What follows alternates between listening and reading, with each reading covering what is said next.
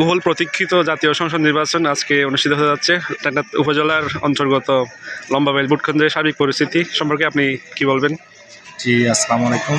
আজকে আমাদের পার্টি অন্তর্গত লম্বাবেল যে তাহফিজুল কোরআন মাদ্রাসার এই ভোটকেন্দ্রে দীর্ঘ 17 বছর পর আজকে ঈদের আমেজের মতো আজকে ঝড়ের মতো এই মানুষ ভোট দিতে আসতেছে এবং মানুষ এখানে তো অনেক 17 বছর মানুষ ভোট দিতে পারে নাই।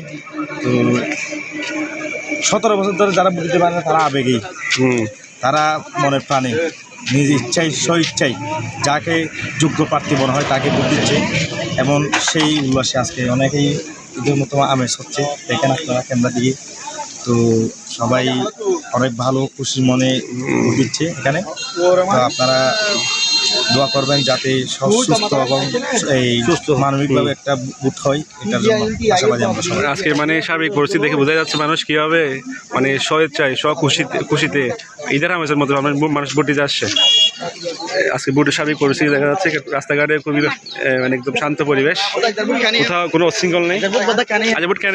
আলহামদুলিল্লাহ আলহামদুলিল্লাহ সুন্দর সুন্দর বসে সুন্দর করে সুন্দর ভোট দিও।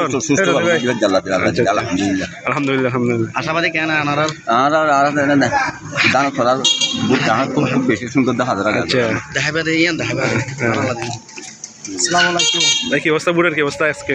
তো আলহামদুলিল্লাহ ভালো ভালো ইনশাআল্লাহ। দানশীল অনেক বুড়ে বিপুল বুড়ে যাওয়া হবে ইনশাল্লাহ ইনশাল্লাহ।